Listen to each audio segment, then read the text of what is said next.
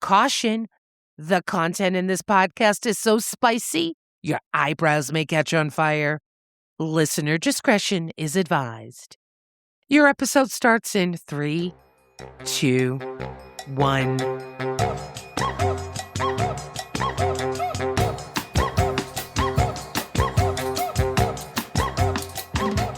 Hey, you. Yes, you. You smart, funny, witty, talented listener. Thank you for pressing play on another episode of the Lusty Library podcast. Is this your first time hearing this voice? I do apologize if it's first thing in the morning because you'll definitely have heartburn throughout the day, or really late at night because you may have nightmares and hear my voice. But I'm Joey, this episode's host. And I've brought along with me, well, kind of the only two people that have agreed to sit down and run a podcast with me out of the 43 I asked. But I have with me Miss Lex. Hi. What made you say yes to my proposal? Don't I usually say yes to all your proposals? You do. Yeah, we know you've made questionable life decisions, but that's okay. That's okay. You know, it's one of those things that sounded fun. Here I am. And generally, we tend to get into the good kind of trouble together. Yes, we do. Definitely. And then, my little bird. When I asked you what made you say yes to a genre that you were so against? I appreciated that you thought you could change my mind. It turns out you did. But I also thought, well, I haven't read a book in a while. And I used to be an avid reader when I actually had the capacity to read without falling asleep. But yeah, I thought well, I don't know. I guess maybe I'll find something I like. Joey seems to think I'll find something I can get on board with. And here we are. And here we are. Yes. A little bit about what we do here, if this is your first time listening, you cute little noob you. Each episode, the host picks a romance novel that none of us have read before. Well, I'm breaking the fucking rules.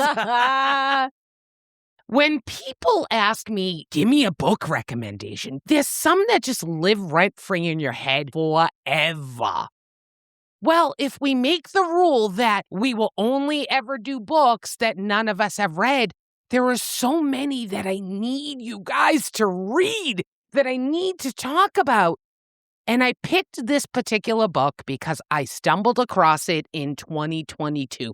And I devoured it. It was like crack on paper. And you came into work and you were like, you need to read this. Oh my gosh, I was itching. I could not go to bed until I finished this entire series. It was absolutely ridiculous.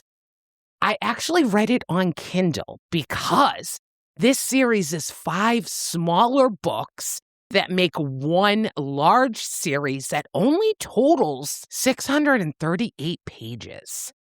I was not about to go buy 5 audiobooks that were like 3 hours each. So I said, all right, we're kicking it old school and we're going to read it on the Kindle. And I freebased it. It was so great. But then I said, you know what's a great litmus test? 4 years later, does this book still hit in the same way? Because I'm telling every motherfucker that will listen about this series. So I said, let me bring it to the ladies. Let's see, did it withstand time for me? Did I still feel the same way? And how the hell do you guys feel about it? So now you've heard me banter about this book and you're probably like, what the hell are we reading? Well, today's episode is The Risk by S.T. Abbey. And it is part of the Mindfuck series. If you live under a rock and you don't believe in the interwebs and you do yoga on Thursdays because it's cool and hip, let me give you the summary of this book. They took too much, left too little. I had nothing to lose until him. Lana. I didn't expect him. I didn't want to fall in love, but I can't let him go. Logan Bennett makes the world a safer place. He's brilliant. He's a hero. He locks away the sick and depraved. But while he's saving lives, I'm taking them, collecting the debts that are owed to me. 10 years ago, they took from me. They left me for dead. They should have made sure I stayed dead. Now I'm taking from them, one name at a time. I've trained for too long. I've been patient. I can't stop now. Revenge is best served cold. They never see me coming until I paint their walls red. Logan doesn't know how they hurt me. He doesn't know about the screams they ignored. He doesn't know how twisted that town really is. He just knows people are dying. He doesn't know he's in love with their killer. No one suspects a dead girl, and Logan doesn't suspect the girl in his bed. They're looking for a monster, not a girl who loves red, not a girl in love. I'm a faceless nightmare. At least until I tell them the story that they've pretended never happened. But in the end, will Logan choose them, or will we watch them burn together? I kind of hate that fucking summary. Oh, I dislike it. I immensely dislike it. Oh, thumbs down on that one. What the fuck? No, not into it. Can we talk about the author's pen name? Why? Because we both snickered when she said it. Yeah, well, I think St. Abby, Stabby, is that the joke? Well, it's funny because if you read this series, Stabby's mentioned 7 times. Oh, nice. St. Abby is a pen name for an amazing author who's now no longer with us in this world. God, that is such a shame. She did start more in the reverse harem, monster realm. And then this was her last series that she did before her passing. Which, ironically, happened to be in a car accident. No. Yeah. Oh, no. Yeah, I was already sad that, like, she's gone. There won't be more books from her. And then I didn't realize that it happened in that way. And, oh, that's even worse. Yeah. Her work will be immortalized for a very long time because this has now made it all over the interwebs. TikTok was talking about it and how I was first drawn to this. I'm excited to bring it not just to the two of you, because Lex, I've been trying to get you for years to read this series, but to our listeners who have never had the opportunity to hear ST's work. But I will tell you, this is a dark book. Yeah. We know me, I like dark. And this book is rather graphic. So pay attention to those trigger warnings. Absolutely. Yeah. There's sexual assault. There's murder. There's torture. Well, if you're like me and you love to live on the dark side, make sure you jump on in. I have this gigantic cocktail here that I need to talk about. Yes. It's so tasty. Fucking good. Because this is my jam. This is my cup of tea. Before you, my ladies, we have the Mindfuck Sangria, also known as the Sweet Lie. Oh my God, this fucking thing is so damn good. It's very much an easy thing that's just going to slip down. I mean, your mind will be fucked after you have 2 glasses of this. I know, Lex, you had mumbled, ooh, this is a good base. Now I'm going to tweak it up a little bit. So I'm very excited the way you bring it. Yeah, you know I can't leave these things alone. Always got to rework something. Hey, there's always room for improvement. It's great just as it is. Wonderful summertime sangria. Yeah, it's a little sweet for me. That's what I'm working on. I actually think it's so delicious that you're going to want to head over to the Lusty Library podcast.com and go to the recipes tab and check out the recipe for your own damn self. And then if you want the recipes for next time, all you got to do is scroll down to the bottom and sign up for our mailing list, and you'll get delivered to your inbox. So are you two ready to go? Oh, yeah. Fucking ready, never been more ready. So this book opens up and we have our FMC sitting by herself at a coffee shop, scrolling and doing something on her phone, when she is approached by a kind of cool cat who tries to pick her up. Ugh. Well, our FMC, she's like, no, thank you. And he keeps trying, and she's rejecting him. Finally, the guy gives up and he walks away, and he ends up going to sit at another table with another guy. She looks over at the other guy, and the other guy's fucking laughing at his buddy like, you struck out. Mhm. But then when she looks back up at the table again, the other guy is just staring at her. Not in a creepy way, though. No. He's looking at her in kind of like an admiring way, like, you've piqued my interest. And as she goes to pay for the bill, the waitress says to her, no, honey, your bill's been taken care of, and you've given me a really nice tip. He says, thank you for the afternoon entertainment. Yeah. And she realizes who has paid the bill. He's on the phone next to an SUV, and she decides she's going to walk over to him. There's no way she's letting this stranger pay for her bill. So she walks towards him. He hangs up the phone, and she hands him a $20 bill and says, my mother always told me to never take freebies from strangers. I love it. He's like, yeah, it's nothing. Don't worry about it. Yet a muffin and a coffee, no big deal. And the two of them kind of just start to banter back and forth. She does this interesting thing where she starts to profile him to his face. And she's talking about the difference between this guy and the guy who tried to pick her up. Well, he flips the script, doesn't he? Mhm. And he starts to profile her back. I love it. And she suddenly calls him out and she goes, you're in the FBI, aren't you? First of all, I love the concept of building serial killer or like any sort of profiles from the FBI perspective. And I also really enjoy the idea of somebody being able to actually do this in real life. I just could imagine the smirk he had on his face the whole time that she's delivering him this like pretty damn well thought out profile, because he runs the whole fucking serial killer department in the FBI. It's fucking amazing. This is what he does for a living. But you can tell he's good at his job because as he's profiling her back, he is fucking spot on. And our FMC is like, whoa, wait a minute. I have trained so that people can't read me from my little gestures, my micro actions, my inflections. Then before he walks away, he hands her his business card and she doesn't even realize he put it in her hand. Cut. And before they part, he says to her, life's short. And if you want to have any enjoyment, call me. I could use a little of it. It was so bold, but he had profiled her so well that was the exact thing that he needed to say. It very much just came across as kind of charming and not smarmy. Yes. He walks away. She looks at the card. He indeed is FBI. SSA Logan Bennett. Mhm. Hot.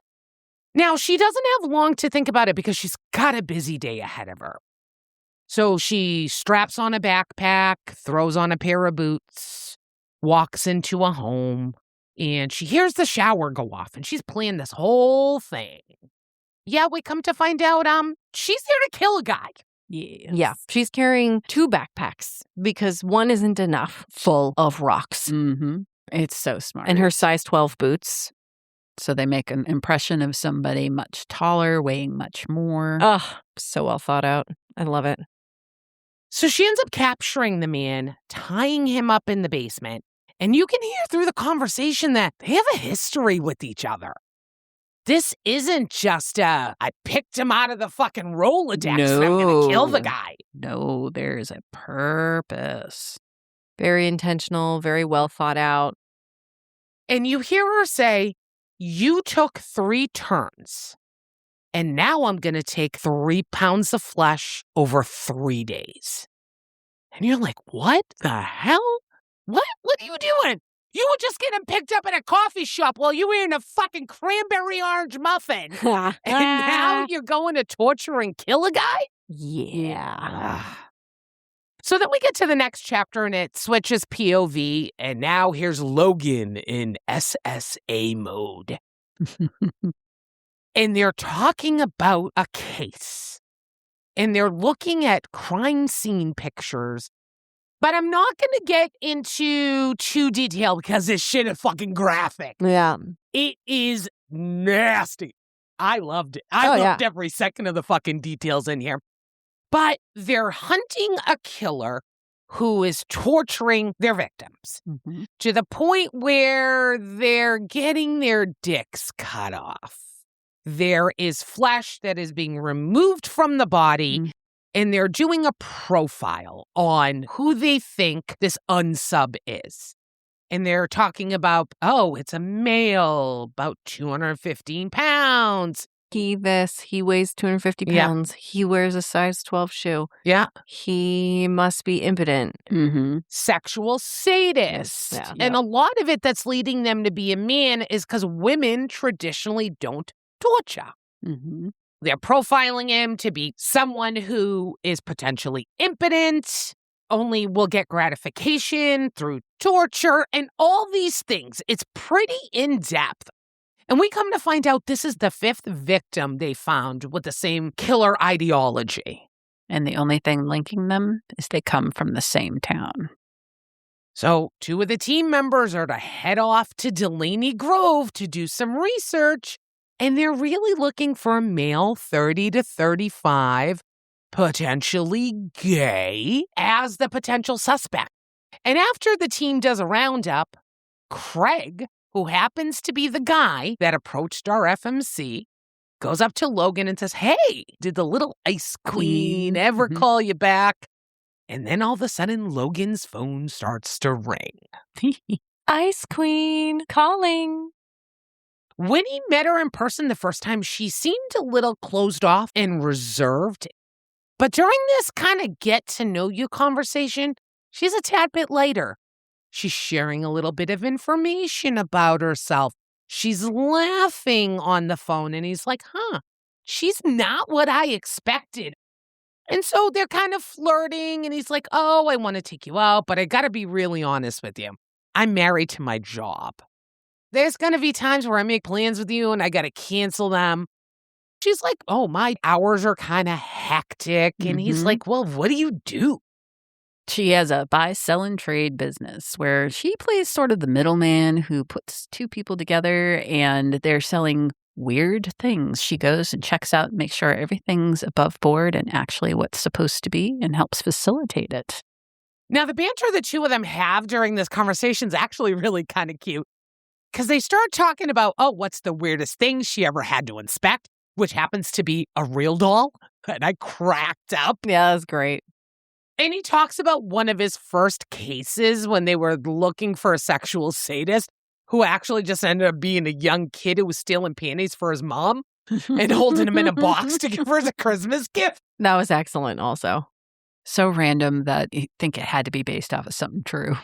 I know. Even just watching the How It's Made episode about real dolls, just fabulous. A lot goes into making them. It's no wonder they're so expensive. I'm like, they still make them? Oh, yeah. Now they're getting almost like AI implanted into them now so that they can blink their eyes and actually have real sucking action. Oh, no. Okay. Yeah. Hey. Don't visit the internet. It really can be a scary, scary place. And I'm the asshat who's like, oh, let me click and find out about that. I have a curious nature. I'm always wanting to learn something new. Your search history must be fucked up. Incognito mode helps a lot with that. Oh, my God. Ignore traces.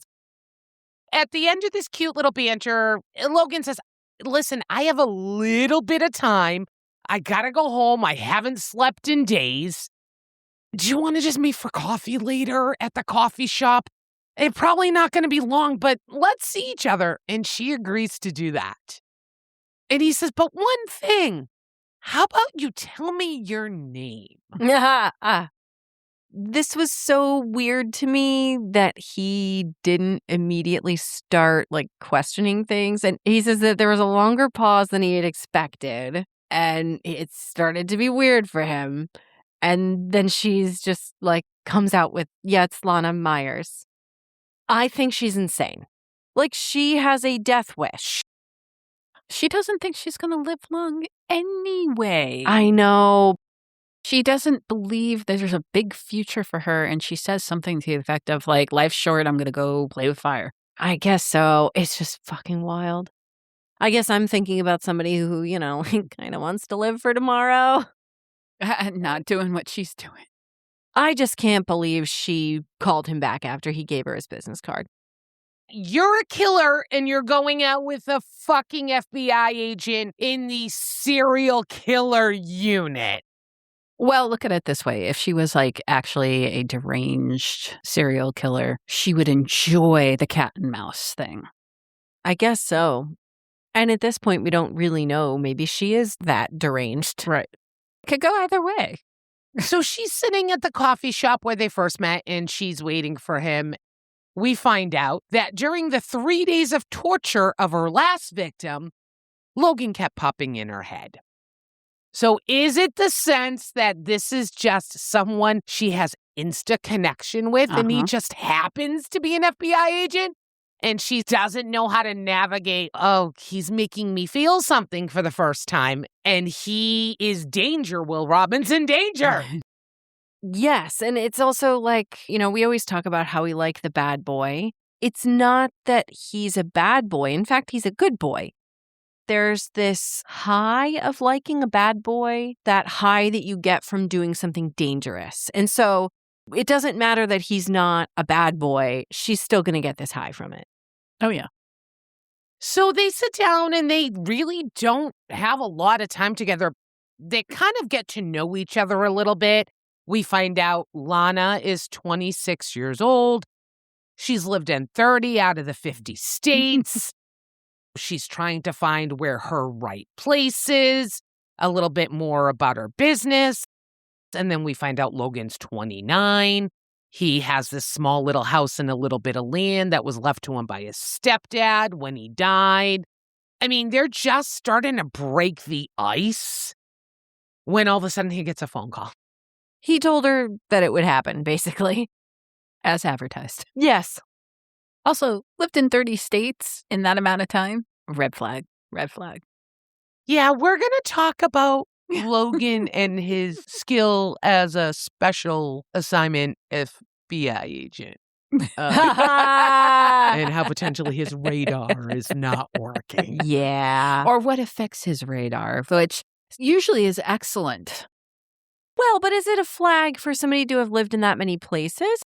I've tried to apply for jobs, and fresh out of college, I had lived in 5 locations, and that was one of the things that red flagged my background check. God damn. Mm-hmm. And they didn't just go, military kid? No. College kid? Nope. Too many. God damn. Huh. 30 would definitely go, woo! We're questioning your skills, Logan. So he is in the middle of multiple investigations. So legit, he has not even taken her out on a first date. I don't think you can call the coffee shop 20-minute blueberry muffin banter as a real date. But they at least start to text consistently. Throughout this entire story, we kind of get small flashbacks of the incident and what happened to Lana.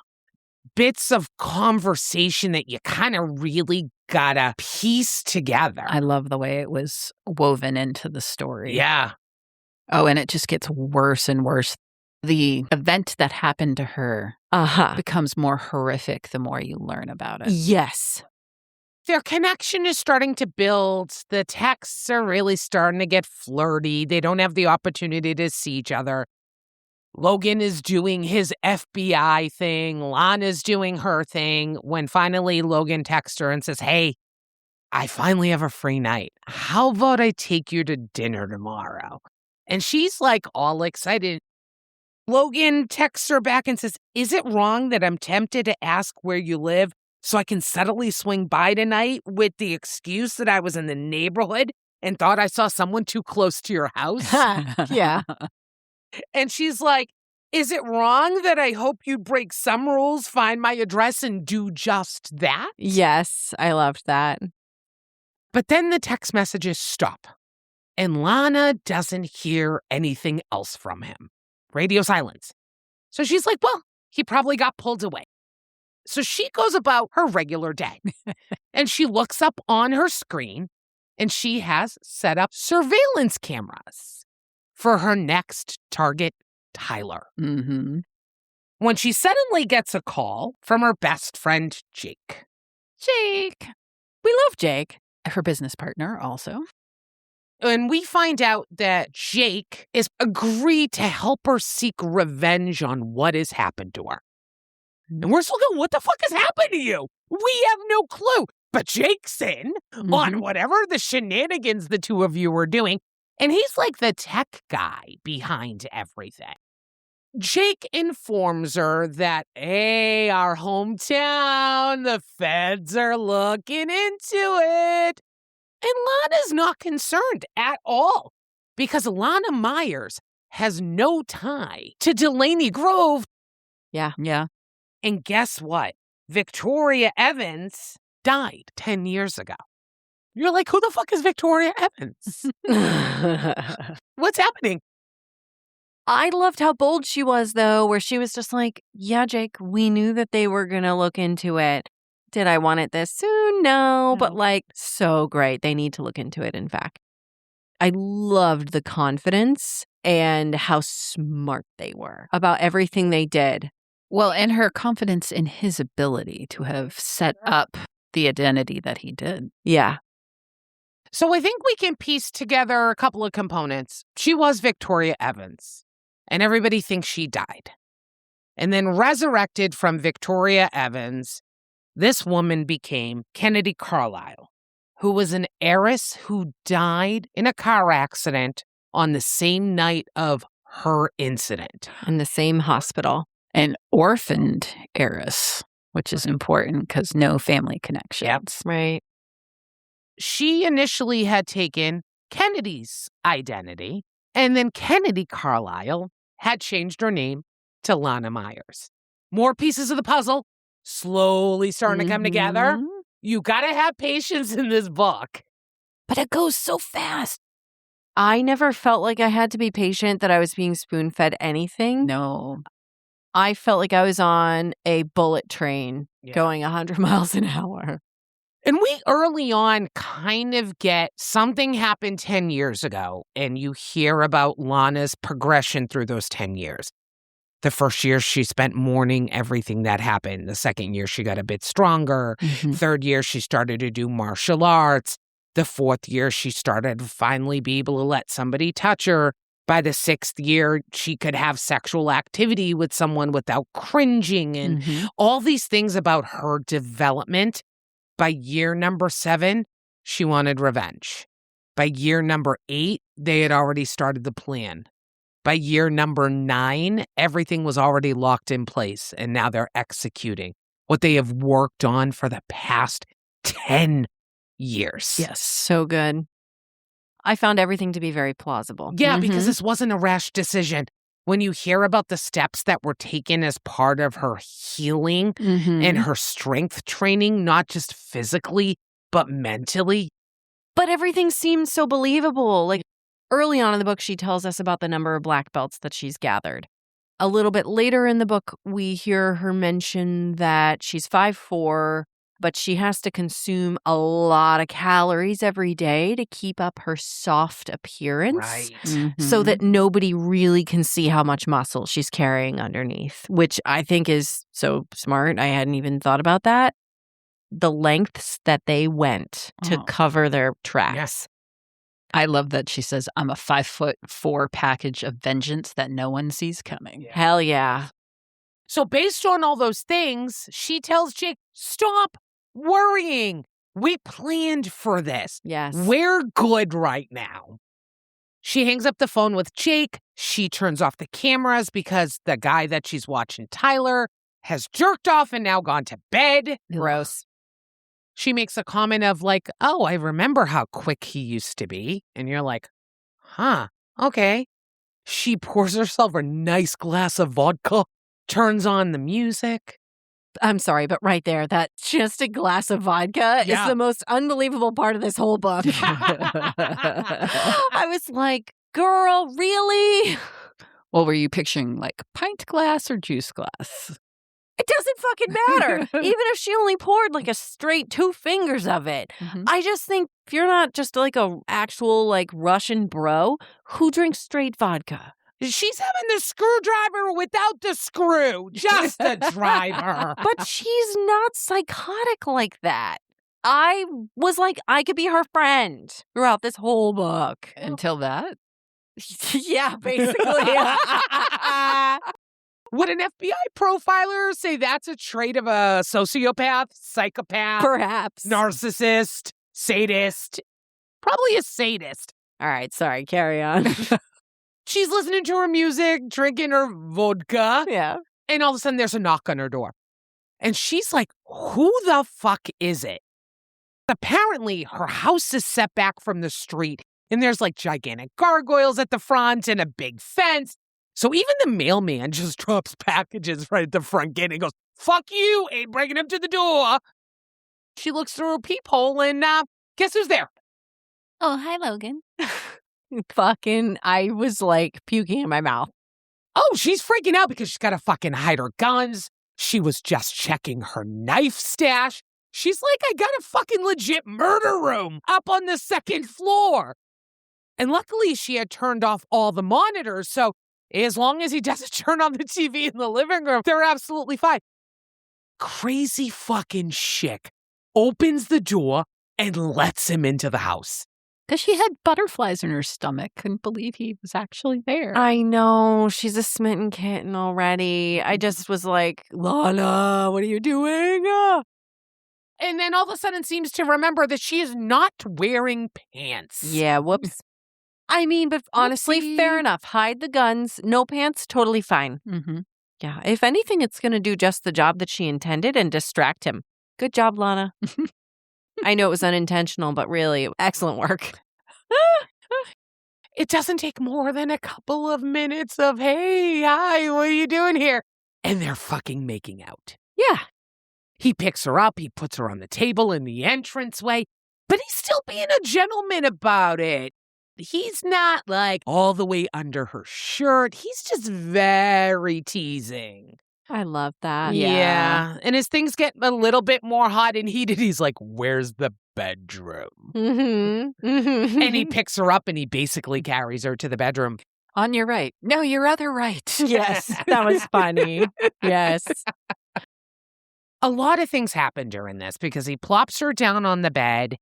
He's starting to take his clothes off and she has a moment because she's got pretty bad scars on her body from everything that happened. She's a little trepidatious about showing her body to him.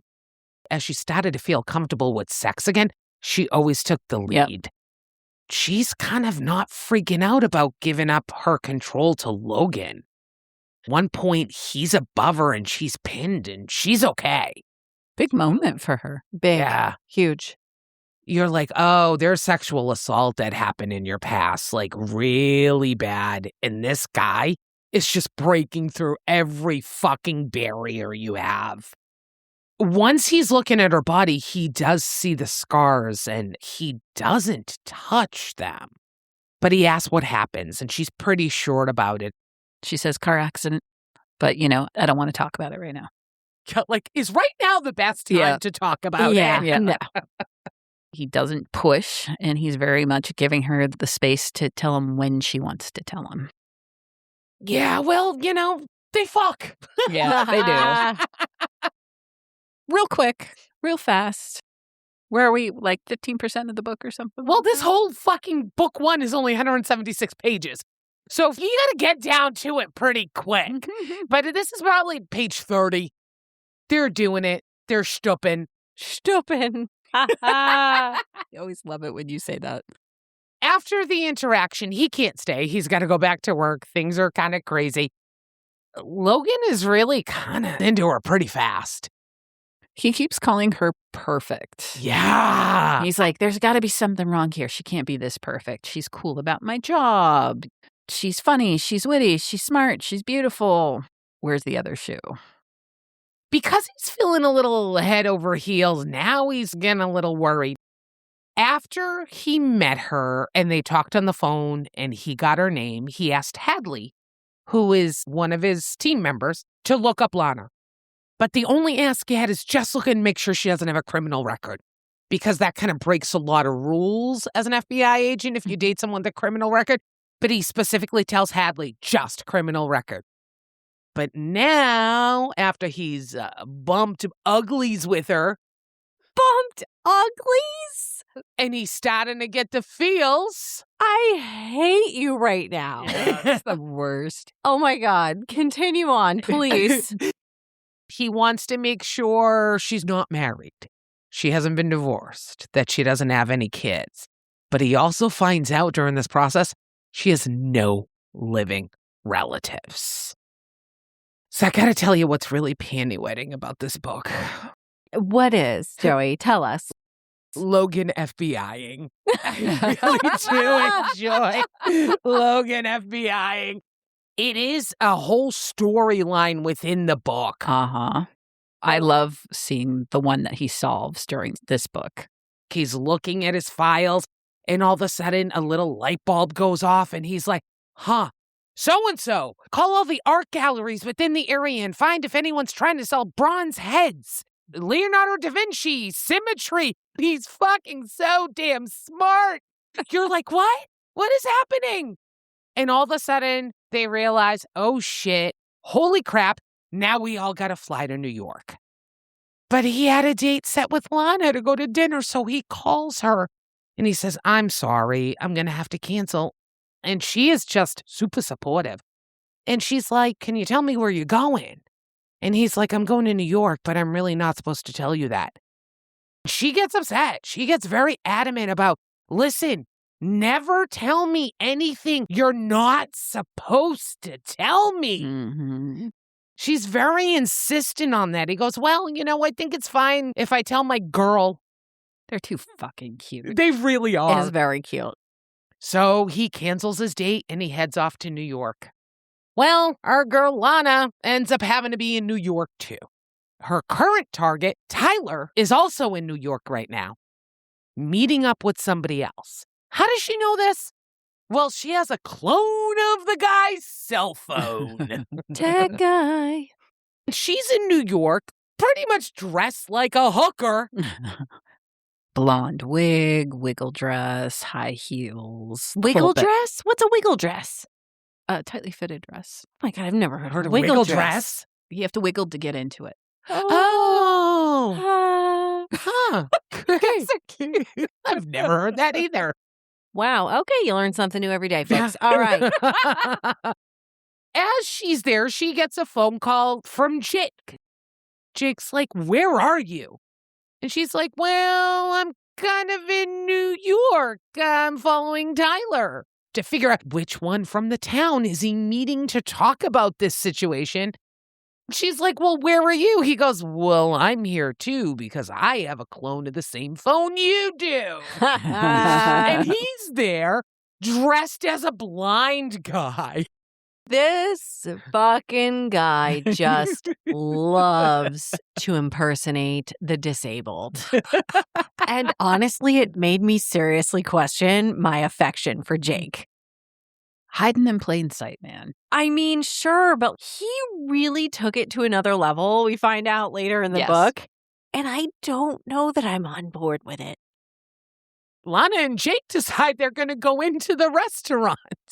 And they sit a couple of tables over from Tyler when all of a sudden they see another guy from the town named Lawrence arrive.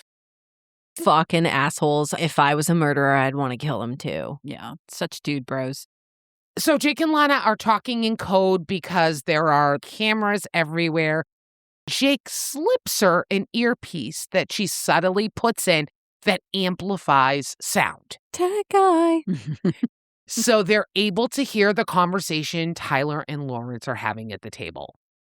Tyler basically tells him, fuck, dude, something's happening. 5 guys from our town are now fucking dead. Someone is on a revenge spree for what happened. Lawrence thinks it's this guy, Dev, and is convinced that it's this person because this person, he was there, but he didn't take his turn. But now he's in the ministry and he's gone freaking to some foreign country to preach. Tyler had already checked him out. He was like, nah, his sister says he's been in Mexico for 2 months. They rule him out. And then one of the two guys brings up Jake. Jake is also the son of the lawyer that was part of a case that happened in their hometown. No, last time I saw that dude, he fist bumped me. No, we're good. I hear he had an accident. He's in a wheelchair. Oh, my God. Rockstar alibi, though. Come on. Solid I mean, alibi. Come on. It is, but like way later in the book, we find out that he like hosts kids' basketball group for kids in wheelchairs, and I just can't. Like, how do you fucking sleep at night, Jake? What if these poor children find out that you're not in a wheelchair and you're impersonating? It's awful. It's so awful. Don't you just love how this is the thing I'm freaking out about? Out of all things in this fucking series, that is what you're hitching your wagon to? Yes. I think it's absolutely awful that he's pulling the wool over children's eyes. Beautiful, wonderful children who are disabled, who are trying to have a good time. But the fact that he's still giving back to the community, even though this is just a farce for him, you don't see that as being selfless? That if he's posing as this, at least he's going to do some good with this guise that he has going on? You might be selling me on it. I'm in Joey's camp on this one. Really? Yeah. Fucking anyways. But we digress. They ruled Jake out due to the wheelchair thing. Yes. It's a brilliant alibi. Then Lawrence starts to get a little riled up. He says, who else could fucking possibly do this? Because who would actually be enraged over a rapist whore's daughter and fag's son? Oh, I want to stab them in their eyes. Yep. And Lana fucking loses it. How dare he say such vile things about the kind soul that her brother was? Yeah. It's not just someone doing revenge against what was done against them, but revenge for a dear family member. Jake and Lana now are talking at the table in code. Now they're amping up their timeline. They're going to take Tyler and Lawrence at the same time, and they need to find a new location to do it. I was like, ooh, I love that I'm in. I love that I understand your code. They wait for Tyler to leave, and then Lana and Jake go to walk out, and Lawrence grabs Lana's arm. Fuck that dude. Ew. He says, oh, if you want a good time, call me, and he hands his business card. No. It was even grosser than that. It was something like, this is too much beauty. You should call someone who can appreciate all of this. Get somebody who can see you. Yeah. Ugh, Yeah. It was... Ooh. Not only was he slimy enough to touch her without her consent, without knowing her, just grab her as she's walking by like he fucking owns the place. Then he's insulting whoever he assumes that Jake is to her, who's disabled. Yep. Fucking asshole. He's a dick. She plays along because this is a long game. Her reaction was great. They head outside. Jake is walking her to her car when all of a sudden she sees an SUV pull up and go to a food truck on the corner. Lo and behold, baby, it's the FBI. New York is too fucking small in this moment. Yes. Yeah. The funny part is Lana cannot remember the dude's name of who tried to pick her up. Yeah. She has no clue. She's calling him Carl, Clayton. Yeah, what was his name? Craig. Yeah. But here is Craig and Logan going at the food truck. And she still has her little earpiece in so she can hear the conversation that's going on.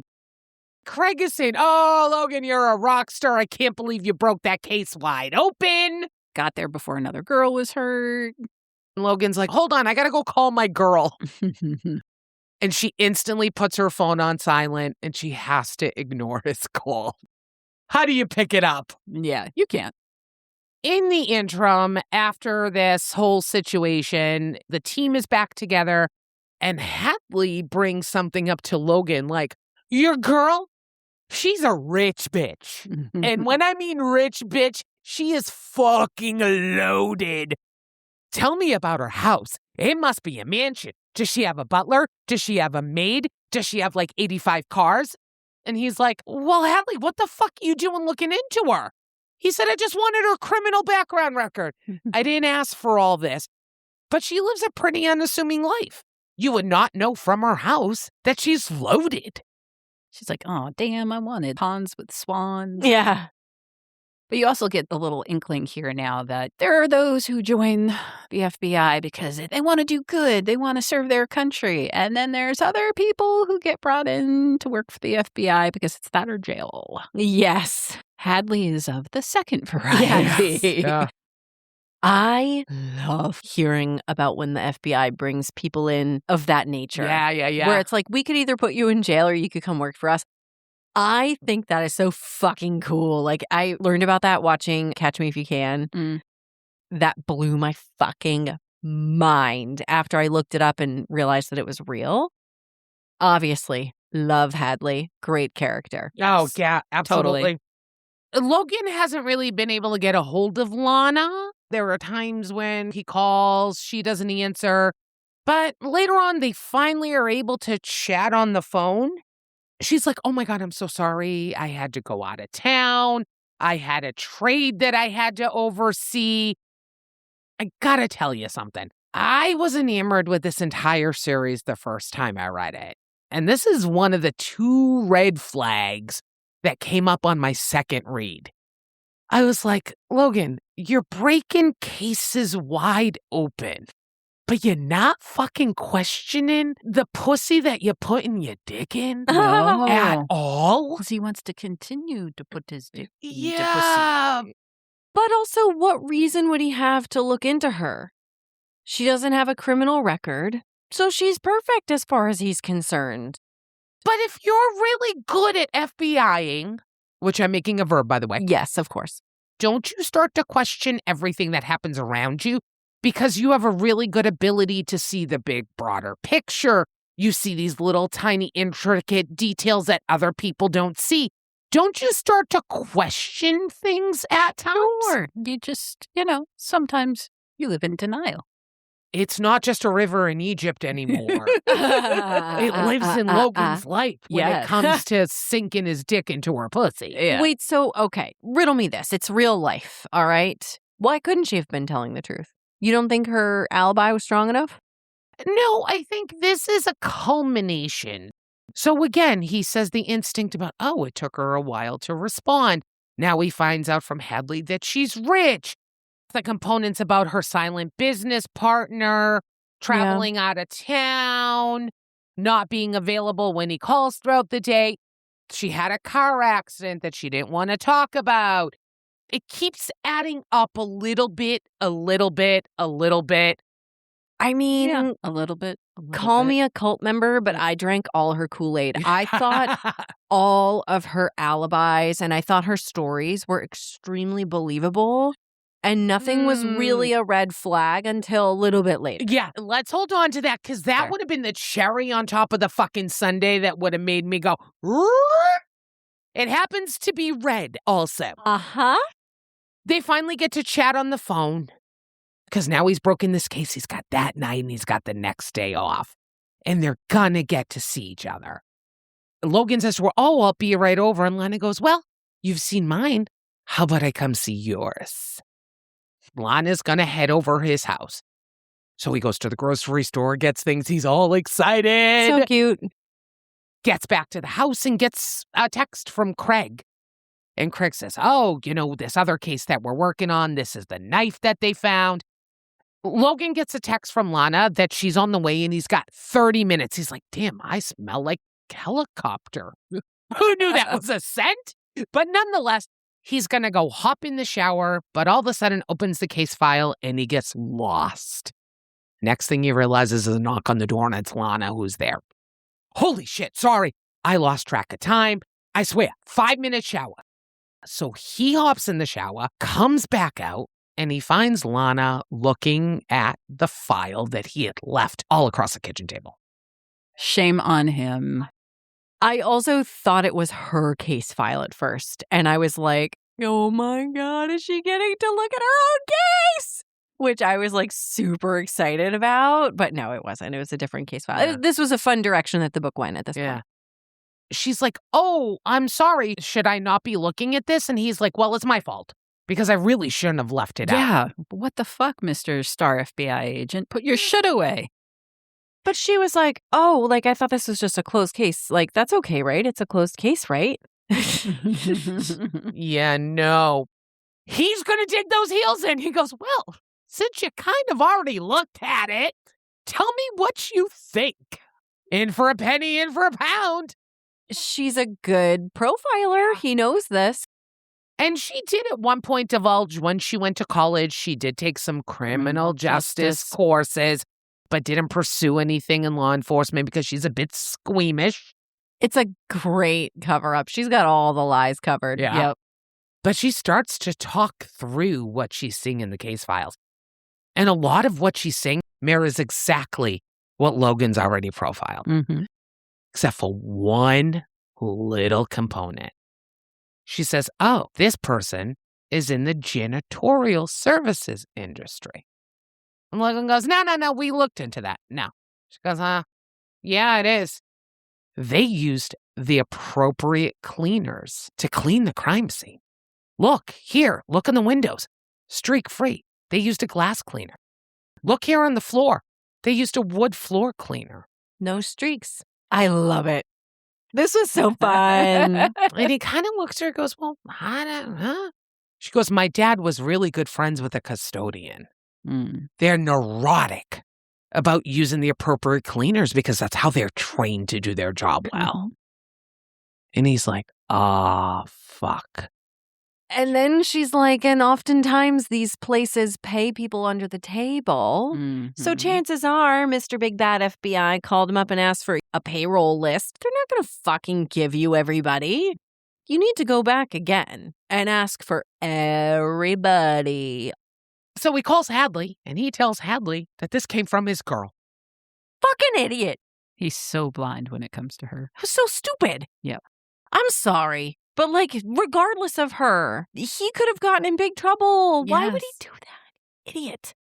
So while Logan is on the phone FBIing and talking to Hadley about the new developments within this case, a la his girlfriend, Lana gets a call from Jake. And Jake is like, all right, listen, I'm going to help you with this next leg of our assignment. And Lana's like, you? Yeah. You're very squeamish.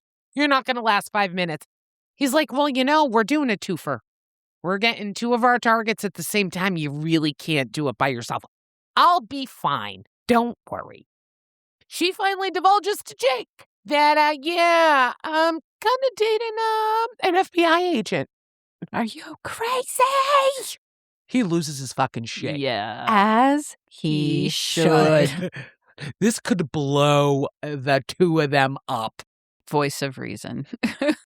I think it was incredibly irresponsible for her to do that. So rude, she should have divulged it to him first thing. What a terrible thing to do as a business partner. She's hiding something from him that could literally doom him for life. What the fuck, Lana?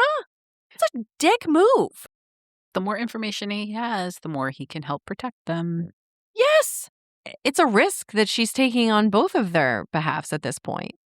The way she does kind of calm him from this situation is she swears that she's not giving up on her retaliation. Yeah.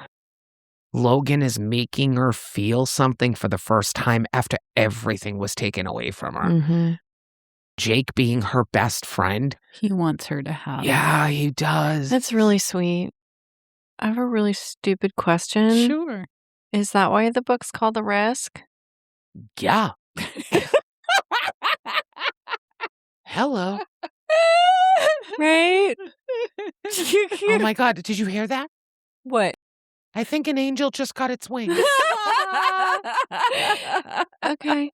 All right, I just wanted to make sure I was like onto something there. You know? Okay. So Sweet adorable. Mother of God. Yeah. Okay. Moving right along. Listeners, I'm sorry. I'm just in the episode right now. I'm just walking out of the... Okay. As the team is working on the new leads that Logan sent, Lana and Logan just kind of spend the night together. Like, they don't get 1 ounce of sleep because they kind of don't want to spend a minute away from each other. I mean, this is pretty fast infatuation. Oh, yeah. But it's totally believable to me. When you meet somebody with this much chemistry and the way that their brains work is very similar, it doesn't shock me at all that they would want to just like get to know each other fast track. They live their lives. It's that super hot honeymoon period where you're just like, give me more, give me more, give me more. Yeah. Also, because they don't get to see each other very often, they're really trying to make the most out of the little bit of time they do get together. Totally. So it is just burning ember hot. He talks a little bit about his family. She really doesn't say much. He says, okay, I'm here when you're ready to tell me what you want to tell me about you. But of course, he gets a call. There's a break in the case. And he apologizes and he's got to go. Mm-hmm. I could never work for the FBI. Yeah. Well, it's okay because Lana has work to do too. Yeah. Lana ends up going to New York, is waiting for Lawrence outside of his apartment. She was in like sweatshirt, pants, hanging out in an alley, waiting for Lawrence. And somebody had the stupidity to come up with a knife, hold her up and or do nasty things to her. And she just fucking laid him out, stabbed him with his own knife. Yeah. And I love that everybody around in the alley were just like, yeah, no, I didn't see anything. That's a level of crazy that I don't want to engage with. And just shows like how badass she is. She's like, no, I'm the dangerous one here. While she's in that alley, she actually like almost murders 2 people. Yeah. Like she knocks one guy out, and then the second guy with the knife is stupid enough to have not seen her the first time. And then he goes after her and she dabs him to death. Yeah. It's fucking crazy. Yeah, she's just stacking them up. So she takes off her sweatshirt, her sweatpants, puts them in a dumpster, is wearing her wiggle dress and her blonde wig, and goes to kind of stalk Lawrence outside of his apartment. When she sees him come out, she walks in front of him. And of course, shortly after, she feels him grab her ass. Unbelievable. Oh, what a small town. No blind date tonight? What a fucking douche canoe. Yeah. Douche canoe level 100. He ends up saying, like, no, you wanted this. There's no way this is a coincidence. You found me. Ugh. Because New York's too big for it to be a coincidence.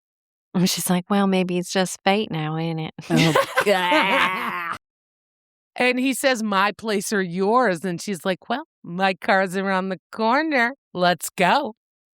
In an unmonitored parking garage with no cameras. Mm-hmm. She gets him all the way to the car, bangs his head up against the side door twice till he passes out. I love that. And now he's strung up in Tyler's basement like a fucking turkey. Splayed in the pan.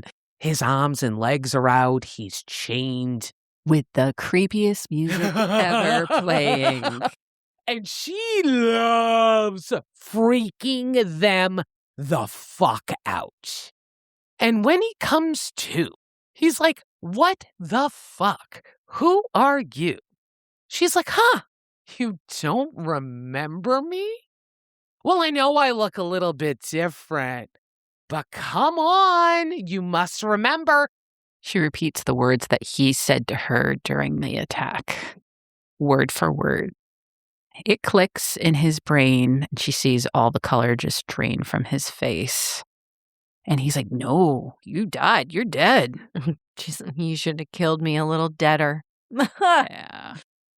Jake shows up with Tyler. He gets hung. So that they're facing each other so they see everything that's happening to the other person. And she goes to town. Tortures him for 5 fucking days. That's a long time to be out of commission with Logan, too. He was busy. He was in Boston, and the whole thing blew up with the boogeyman. They were on the hunt for him. They put out an APB. Somebody tipped him off. Mm-hmm. He's on the run. They're trying to hunt him down. So she had the leisure, but they were texting back and forth while this whole thing is happening. It's so crazy. I found it so charming that our friend Jake, who was like so gung-ho. I'm going to help you with this one. This is going to be so great. And he spends half the time in his car puking. He got Tyler there. He did his job, yeah. Some broken legs. But he couldn't puke in the basement because No. he can't leave DNA evidence No. there. I mean, So, they're very meticulous about their forensic measures, these They two. are. But yeah, it was so fucking good. I actually appreciated that because it just shows the level that she's at. And it made me respect her even more with like how hardcore she is. The first time we ever see her murder somebody, it just seems so easy. it reminds us that, no, it's not easy. No, it's not easy. The minute Logan gets back in town, though, he goes directly to Lana's house. He has missed her, and he is dying to see her. So he's at her door. He knocks. He can hear behind the door, Jake, you have a key. Just use the key. He's like, who the fuck is Jake? And she opens the door, and she's in a towel, and she's surprised it's Logan. But he's on her within seconds of that door closing.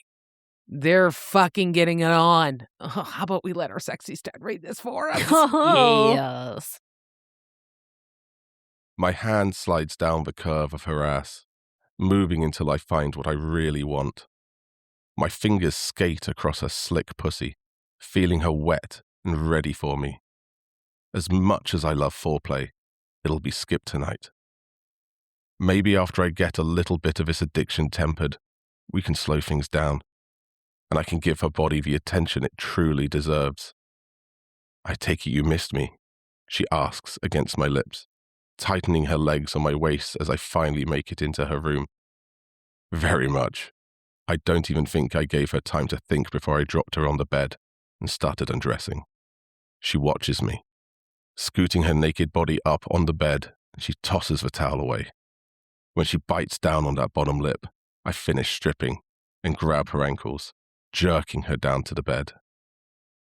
A small squeal of surprise escapes her, but I roll on the condom, adjusting myself between her legs on her very high bed. As soon as I'm lined up, I thrust in, feeling her walls squeeze against the abrupt intrusion. She moans and arches her back, looking like every fantasy I've ever had. Gripping her hips, I set a harsh rhythm, fucking her with abandon, letting her moans and gasps fuel me and guide me. When she goes stiff and her pussy clamps down on me, heat spreads through my spine and an electric current rolls over me in the form of pleasure. Her mouth parts as she grips a sheet beneath her, her fists twisting in the soft fabric on the messy bed. My pumps grow lazy till my hips still completely, and she pants while grinning up at me. Oh, Logan. Oh, Logan. Hard and fast. For this whole book, I was just like, wow, you just jump right in. He's not all that creative. He's passionate. I almost just spit my cocktail everywhere. Thanks very much. Listen, I thought we were really going somewhere with the reference to the pegging right in the beginning of the book where they were bantering. And I was like, oh, is this Chekhov's getting fucked with a dildo? No. But that's okay. This is good for Lana. This is what she needs. It's okay. So now comes the post-coital jealousy where Logan just starts to ask her about Jake, what their relationship is like. She calms him a bit, saying, listen, we're just best friends. Nothing is there. Logan runs his hand through Lana's hair and it comes back red. Yeah. Now. This is the cherry. problem. Because the Now. first excuse she gives him is, oh, Jake and I were painting. I probably got some paint on me. And he looks at it, Mr. FBI agent, he goes, Yeah. this is fucking blood. Why are you lying to me? And she turns it around on him, though, and is like, look, you were already acting jealous. I didn't want to say the truth. It's the best possible lie that she could have come up with. Yes. However, Joey, now this is what we're talking about. Yes, this is the cherry. This is the cherry. But there's also been strawberry, vanilla, and chocolate ice cream put in the fucking bowl. We've added whipped cream. We put a little marshmallow sauce in there, a little strawberry. So this is the ultimate addition to the fucking sundae. Now I want a sundae. Yeah, I know, right? But this is very much where I drew the line. This is where I was like, Logan, you fucking idiot. Somebody please say what the excuse was.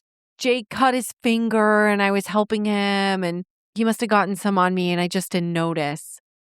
Since when has anybody that's been a friend that you've had cut their fucking finger and you've gotten the blood in your hair? What were you doing? That much blood that after you've taken the shower was still in your hair that now is on his hand. I mean, we gotta be chalking this as a lot of blood because after the situation quells down a little bit, she goes back in the shower, flips her head over, and blood is still coming out as she's washing it. And he watches her wash it out and sees that it stopped running red. And so, okay, good. I'm so relieved she's not the one that was bleeding. You fucking idiot. It's you bleeding in your head because you are hemorrhaging because you're a fucking idiot, Logan. This is the point in the podcast where I say my line. But then we were First read, this wasn't anything for me. I glanced over it. I was enamored. Really? I was enamored like the two of them were with each other. Joey! Well, because I've always been the type of reader, I read for fucking enjoyment. But now since we've been doing this podcast, it has become an analyzation of books, right? We had an effect on her. Yes, but we talk about these books not in the periphery. We deep dive. We legit read these books multiple times, take notes so that we can have roundtable discussion on them. So this time around, I'm like, okay. Feeling a little bit different about that. That is so funny. It was blaring now. That situation kind of calms itself down. Now we get a little bit of the FBIing. This is like the second or third time that we get some details about the killer known as Lana that they don't know is Lana and the last scene that they found with the two victims in it. Oh, yes.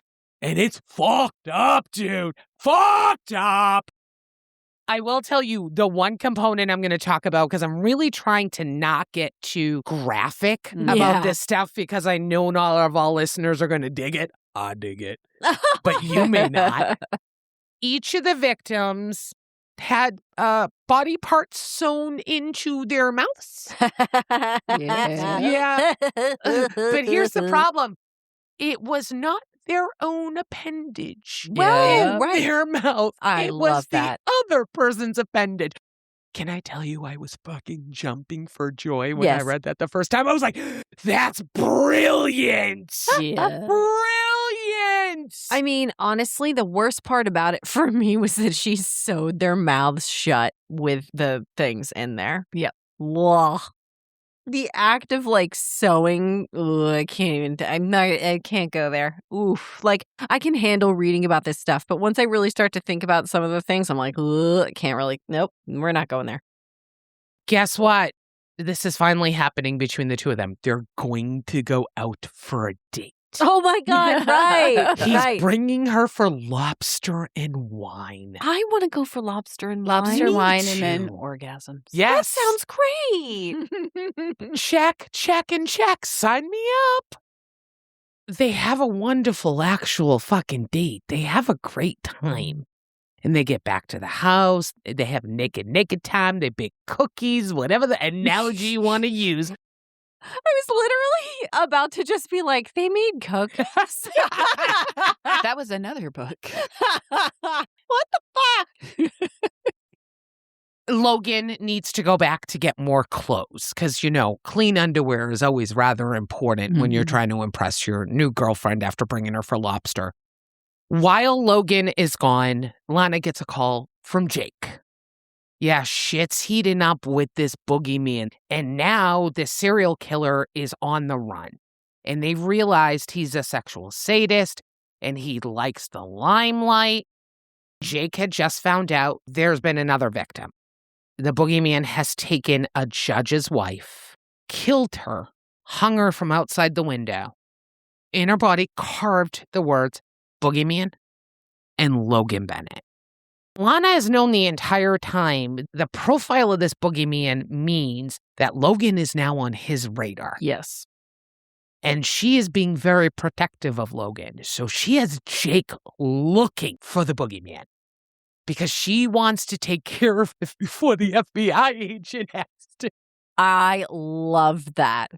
And as part of talking through it with Jake, they realize, okay, well, what is this sadist going to do? Not going to go directly after Logan, but the person closest to Logan. So that the boogeyman is now going to come after Lana. She's like, yes, bring it on. Bring it on. This is exactly what we want. I'll let him get a couple of hits in to make it seem realistic. As she's talking to Jake on the phone, she gets a text from Logan saying, hey, sorry, I got to go to work. Something is blowing up with the boogeyman because he just got the information about the judge's wife in from the window. Shit's going down. She gets off the phone with Jake and she thought she heard a car come up the driveway. She's like, who the fuck would drive up my driveway? A couple of minutes after hanging up with Jake, there's a knock on her door. She opens it and there's a redhead there. And she's like, I don't want whatever you sell and I buy online. If you're trying to tell me about your religion, I'm an atheist. Goodbye. Go away.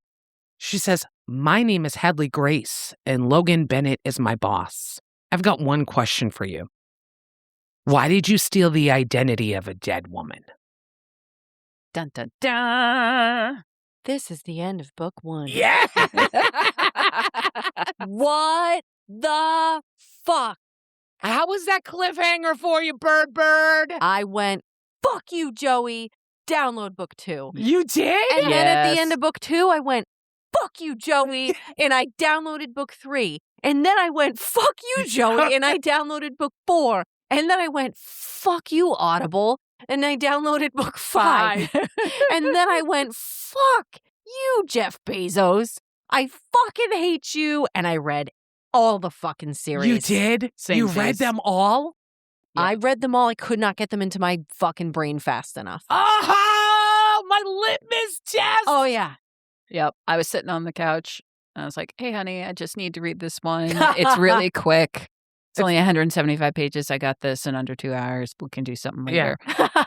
And at the 3-hour mark, he comes by and he's like, is that book taking a while? I'm like, well, there's another one and I really needed to read it.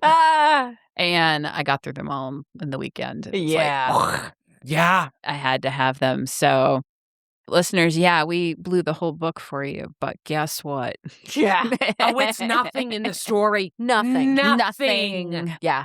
There's so much. And they read quick. They're super captivating. It is a fucking roller coaster ride the entire time. It's going to be interesting what my ratings come back as, knowing that this was my all-star that I recommend to fucking everybody. So let's do it. I'm ready. Are we ready Let's to do put it. some numbers on this? Can't wait. Oh, Can't let's see if my taste in 5-star reads holds on. All right, let's start with the Le Romance. You can give this anywhere from 1 to 5 roses. This is going to be an interesting one. I'm going to go with you, Lex. Okay, I'm at a 3.5. So it's half and half for me. For Lana, I actually think it's very romantic. This is the first person that she's ever opened up to. We get at this point that she was deeply hurt very, very young and has never been able to have a real relationship. And this is the first intimate relationship where she feels safe. She's into all the texting and the talking and she wants to be with him. So I find that part romantic. Then we get to Logan's side, and I just think he's just fucking hot for her. I'm coming in at 3.5 because I think it's romantic on her side, but not on his side. Interesting take. Bird. That is interesting. I feel like both of them have a similar level of this is the first person who made me feel X. He's the first person for her that has made her feel like she's wanted to live another day, which is huge. Mm-hmm. For him, this is the first time he's ever been with somebody that's made him feel like maybe he doesn't want to live to work. Maybe he doesn't want to be married to his job. Maybe he would like to actually have a fucking vacation. She's making him question this huge life decision that he's made and the path he's gone down and the career that he has. He is totally, absolutely blindly smitten with her. I don't think it's just a lust thing. I think he thinks she's really interesting in every way. Does he make grand romantic gestures? No, it's not exactly like super romantic the way that he goes after her. But overall, like the big picture is very romantic. I agree with you, Lex, where like her side of it is a bit more like actual like warm and fuzzy romance. But in terms of a number for it, I think I'm landing at like a 3.75. As hot as Logan is sometimes, I just didn't actually really give a shit about him. Yeah. I liked her a lot. I thought she was fucking awesome. But he was just kind of like dopey. He's a little bit too preppy for me. So like I wasn't as like deeply invested in the romantic part of it. That was not why I was reading this entire series. I think you hit the nail on the head. Like, he's fine. Yeah. But like at no point am I like, oh, Logan. Right. Yeah, I'm just coming in at a 3.5. I think for her, it was life-changing. For him, yes, there was noticeable marked changes. But the question is, if you read through the series, you're like, oh, will this burn hot and die down? You got to admit, she was never telling him the truth until the end. So she's hiding a lot. So will he still love her at the end when he finds out everything? Right. Can they be together? Will they be together? There's so many things I want to tell you, listeners. So many. That I just can't because I want you to read these on your own. I wasn't super invested in Logan. He wasn't making me swoon for him. The all-star of this book was Lana. Yeah. This was Lana's book. Yes. He was just a person in there who happened to be an FBI agent who made her feel safe for the first time. So, yeah, just coming in at 3.5. I mean, like, Logan wears khakis. He's a khakis guy. I feel like he's more like a flat front stone chino kind of guy. That's a little bit better. Yeah, he doesn't give me pleated khaki. Oh, I thought he was a black pant kind of guy. Okay, maybe a little bit. Maybe a black dress. Okay. All right. That's a little bit better for me. Okay. All right, let's move on to the smuts. Did this make your panties wet? How many raindrops were dropping in those undies? You can give it anywhere from 1 to 5 raindrops. Lex and I both have the same looks on our faces, I think. I'm starting with you, Birdie. I had my mouth up in like a moosh face. I think I'm gonna go for a 1. There was smut. It was there. Mm-hmm. There was some, not a lot. Yep, there was smut. Yay! Yay! It was very basic. For some people, this would be groundbreaking. For me, I breezed right through it, barely even broke a sweat. There was just very little kink or interest or like building and the hearts racing and the writing was very like basic. The sex was very basic. Logan's very basic. And therefore, a 1. Lex. Yeah, I was vacillating between like a 1.5 and a 2 because, yeah, it's there. I want my sex scenes written like I want my sex. I need build up. I need some foreplay. Then I need it to get interesting and hot. I need a little spice in there. and it's not there. I mean, it is there, but it's not doing it. It comes in hard and fast. It's over really quickly. And there's just not much happening in between. I can't quite give it a 1 because, like, at least it wasn't written poorly. Oh, you do make a great point. So I'm going to go to a 1.5. Can I say 1.5? Because I agree. It's not badly written. Yeah. It's just basically written. There is a difference. I'm a jaded smut listener at this point. I'm not looking for the bread and butter kind of sex. So 1.5. Okay. Interesting. Okay, well, so I'm a little bit more generous to our authors that if you have written a sex scene and there is at least cock, vagina, penetration, you immediately default to a 2.5 because you made the effort to write it in there.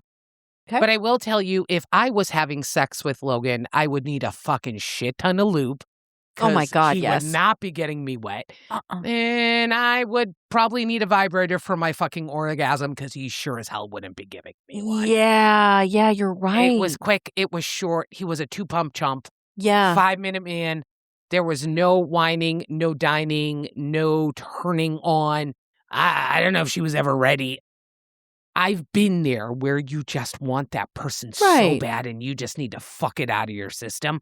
But then give me a little bit of detail about how he made it up to her. And the fact that she was orgasming, congratulations, girl, because you a miracle woman. Yeah, it wasn't earth-shattering. It was in there. It was a component of the story. Great. Woo. Thank you for doing safe sex, because some of you should not procreate in this world. So 2.5. Yeah. Let's move on to the story, which there was a lot of that in here. Uh-huh. You can give this anywhere from 1 to 5 storybooks. Lex, what'd you think of the story? I am giving it a 4 because I devoured 5 books in less than a 48-hour period because I just needed to keep going with the story. It was engaging. For me, this wasn't a romance novel. This was a thriller. And I was locked into the thriller aspect. It's a revenge thriller. Loved it. With a strong FMC. So for story, I'm locking in at a 4. Birds. Yeah. Revenge action thriller. I would love to see a movie made of this series. I think it would be super fun. The story was so strong. I wish I hadn't listened to the audiobook because the audiobook is not that great. But for that reason, I think I'm going to give the story a 5 because I listened to every single one of these. I didn't give a flying fuck about the narration. I was willing to listen to every single one of these books. That says something because I know the narration can sometimes like pull you right out. Yes, it can really kill it for me. And there was some elements that it was really cringy for me and I had to take it out of my brain and like rehear it in my own head. I did not care. It did not matter. I listened to all of them until the very last second. Yeah. It was so good. That's awesome to hear because you usually will just bitch, moan, and complain about a fucking cliffhanger and you have so much restraint where you can walk away. The fact that you couldn't walk away from this, and not even that it was a book 1, book 2 situation, you had to purchase 5 audiobooks to get the full story. Yeah. Yeah. It's a lot. So you committed to that you needed to hear it. So that's kind of cool. I love this kind of action thriller. Like, remove the smut element, and this is every book that I was devouring back in my subway reading days, like FBI thriller type shit. Add in a little P&V and we're having a great time. And yeah, the story was fucking great. It held strong for me. I'm still coming in at a 5. I agree with what both of you were saying. The only thing I disagree on is that to me, this was a romance. After everything that she fucking went through, all the hurt and how she grew, Logan was the last level. Did I think he was a really strong written MMC? No. He could have been cultivated and curated a little bit differently, but the fact that he taught her how to love again and be open and to see a life after her revenge was done, to me, that was the biggest romantic component of it. The side stories, the FBI pieces, how they planned the whole thing. And then when you ultimately get to find out what happened that day, it kind of blows your mind. That you're like, holy fuck. Yeah, 5 on the story. All right, so put it all together overall. Lex, what do you got? I'm not doing like a mathematical average. This is absolutely just on feel, and I'm still landing at a 4. I agree with you, Bertie. I want to see this made into a movie or a series. It holds up for me. It's like 7 or Mindhunter. That was so good. It would absolutely go down that road and be in that vein for me. I want to see this hit the screen. I have recommended it to a couple people since having read it. I will keep recommending it because the story is just so engaging. I hesitate to call it fun because there's some deep, dark shit in there. There really is. It just absolutely had me enthralled, and I had to get to the end. I need to see the bad guys punished. I was really hoping through the whole thing that justice would be served. And I'm not going to tell you whether or not that happens. You got to go read the books, but just know I'm putting this at a 4. Awesome. Bertie? I am landing at a 4.25. I really, really, really, really, really liked it. And it's hard to just separate the first book at this point after you've read all of them. Mm-hmm. You really can't. That last cliffhanger moment, I was like, oh, shit! What the fuck is she going to do now? And you think, like, we can't possibly make it past one more book even with this level of, oh, shit moment happening. Everything about it was super fun and believable. And there's a lot of people that I will be recommending this to. It's just so fun. Yeah, I'm describing it as fun. I don't know. I'm sorry. It was great. Yeah. I just felt like giddy.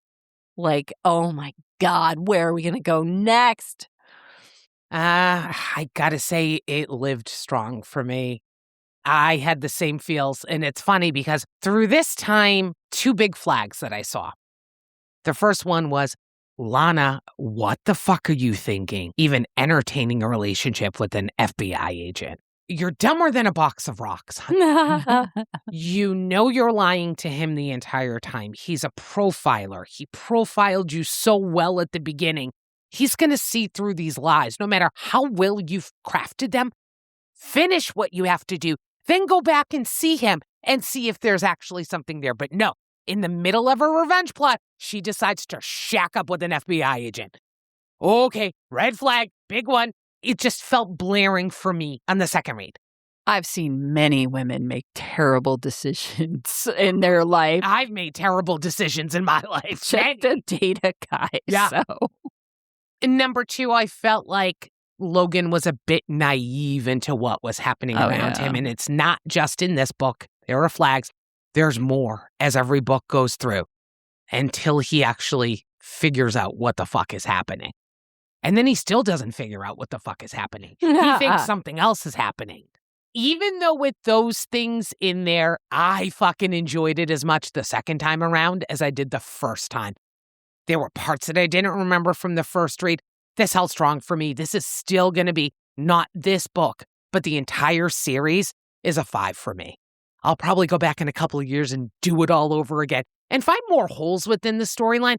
But the way it makes me feel to not want to stop reading, that I need more, that I'm excited.